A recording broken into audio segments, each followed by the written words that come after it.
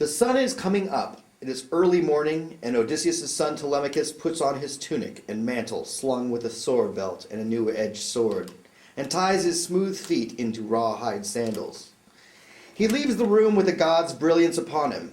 He finds the criers. Call those unshaved Achaeans to full assembly. The call is made, and the men come running in. When the assembly ground is filled, Telemachus comes in, spear in hand and 2 hounds at his heels. Athena gives him a sunlit grace that holds the eye of the multitude. Old men stand aside as he takes his father's chair. Lord Aegyptos, who is very old, opens the assembly.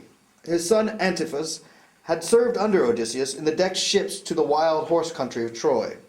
Antiphus was the last man to be eaten by the Cyclops. Lord Aegyptos had 3 other sons. Eurynomus went with the suitors, and 2 farmed for him. Lord Aegyptos shed a tear as he spoke, because he remembered his deceased son. Listen to me, Ithacans. We have not yet had this kind of meeting since Odysseus left in the ships. Who calls this meeting now? Has someone heard that our fighters are coming back, or is it something else? Lord Aegyptus' words excited Telemachus, who jumped up eager to speak. Pisenor brought him the staff and placed it in his hand. You don't have to wonder anymore. I called this meeting. I have no news of the troops returning and no public business to propose. Just the trouble in my own house. My father is gone, and my home and all I have are being ruined. My mother didn't want another husband, but here you are, and you didn't even go to her father, who would require a wedding gift from a man that she would choose. You spend all the time killing our beef, sheep, and goats, and drinking all our good wine.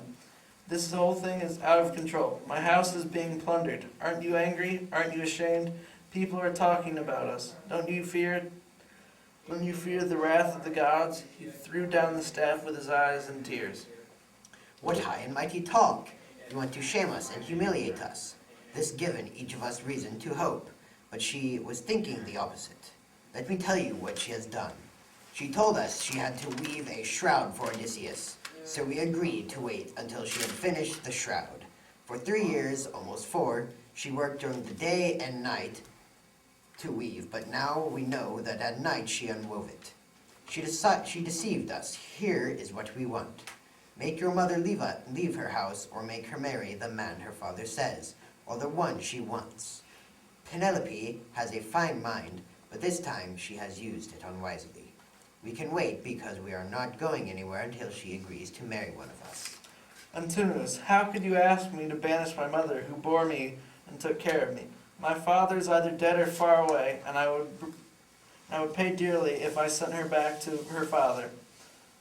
The powers of darkness would come against me, and my mother's parting curse would call hell's furies to punish me. Zeus sent a pair of eagles to tear cheeks and throats. Hear me, Ithacans. Open your eyes. Odysseus will not be absent from his family long. I told you before that after many hardships, losing all of his shipmates, he would return. Old men you should have perished with Odysseus.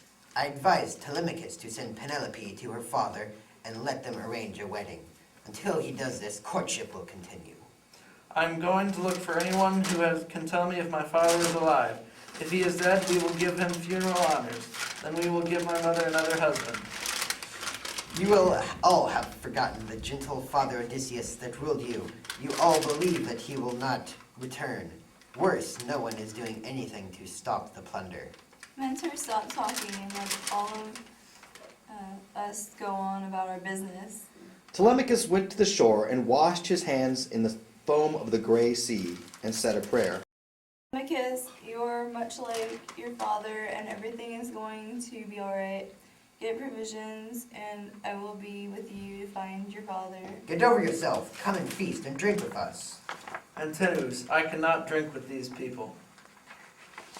The suitors laughed and made fun of Telemachus. Telemachus went to the storeroom and called for the nurse in charge of keeping it locked. Nurse, get the things that I tell you, and I'll come when all are asleep. When you leave, these men will plot to kill you and share all of your things. Don't worry, nurse. Just keep this from my mother. Athena told all the men to meet at the ship, and she also put a spell on the suitors, causing them to fall asleep. Then she told Telemachus to go to the ship. Athena sat aft beside Telemachus. The sails were raised, and they sailed to find Odysseus.